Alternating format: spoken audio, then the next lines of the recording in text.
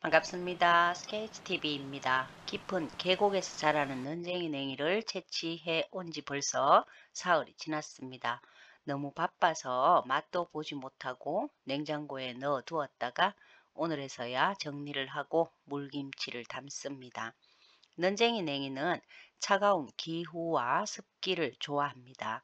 한방에서는 해독 작용이 뛰어난 식재료로 알려져 있지만 예전에는 너무 귀해서 임금님이나 고관 대작들만 먹었다고 합니다.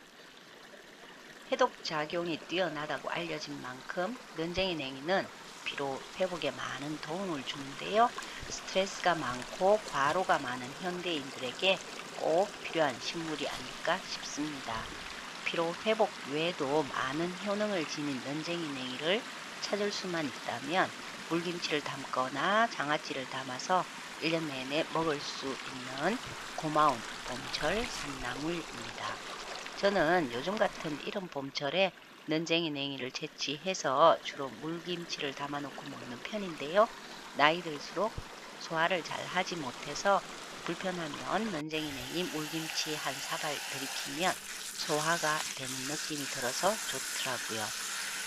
채취해온 눈쟁이 냉이를 모두 다듬었습니다. 습기에 젖어 있어서 낙엽이나 건불을 떼어내다 보니 생각보다 손질 시간이 길었는데요.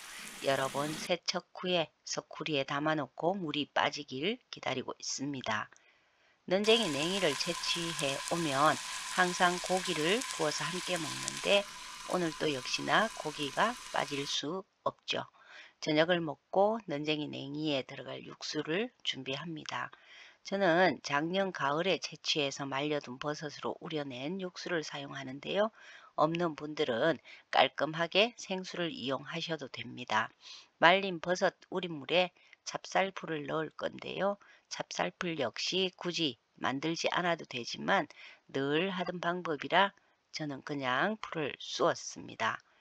눈쟁이 냉이는 요리법이 다양한데요. 저는 물김치와 생쌈으로 주로 먹지만 된장찌개에 넣거나 고기를 볶을 때도 고기의 기름진 맛과 잘 어울려 좋다고 하더라고요. 그 외에 올리브 오일과 식초, 소금으로 만든 드레싱을 끼얹은 샐러드나 찌개, 또 국물 요리에 활용이 가능하다고 합니다. 무엇보다 톡 쏘는 맛이 일품이어서 회를 먹을 때 곁들여도 좋고요. 찹쌀풀을 다 쑤었습니다. 버섯 우린 육수에 섞고 다른 재료 손질에 들어갑니다.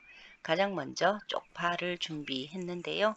김치 냉장고에 들어가는 큰 통 기준으로 한 단을 샀습니다.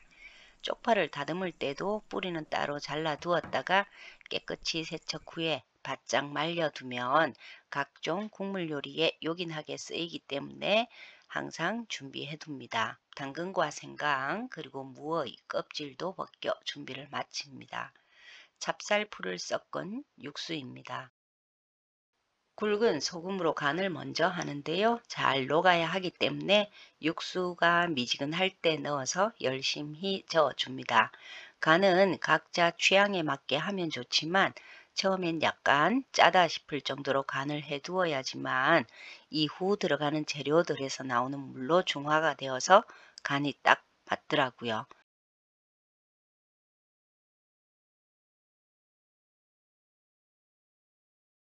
간을 맞추고 나면 액젓을 약간 넣고 매실청도 함께 섞습니다. 그리고 준비해둔 재료들을 썰어서 통에 담는데요.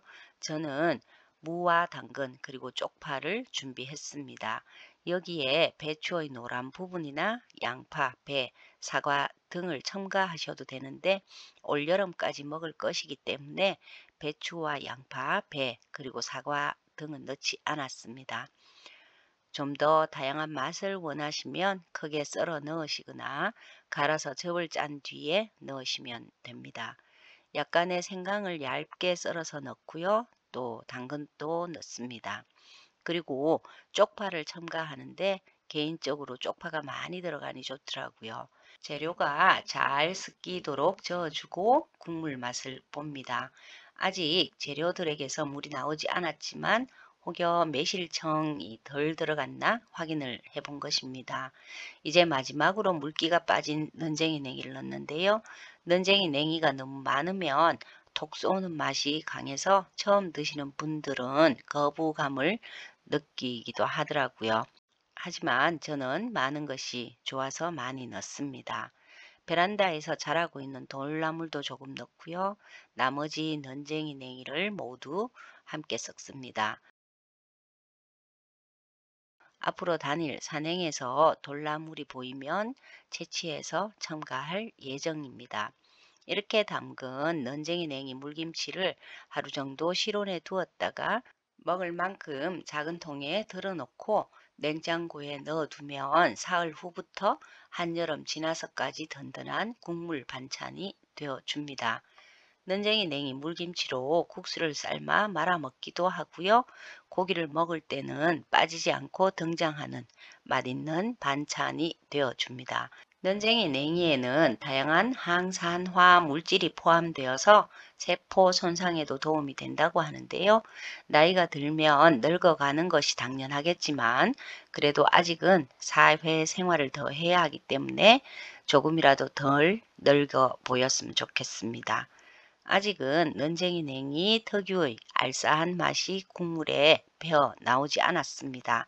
하룻밤 지나고 나면 맛도 들고 보랏빛 국물의 색깔이 예쁜데 저는 버섯 우린물을 사용하였기 때문에 예쁜 보랏빛이 나오진 않습니다.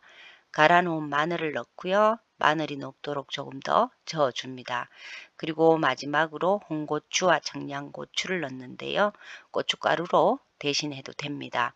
嫩쟁이 냉이 자체가 알싸한 맛이 나기 때문에 고추는 많이 넣지 않습니다. 한여름에 먹는嫩쟁이 냉이 국수를 상상하니 군침이 도는데요. 시간이 되면 다른 곳에 들러嫩쟁이 냉이를 한 번 더 채취할 생각입니다.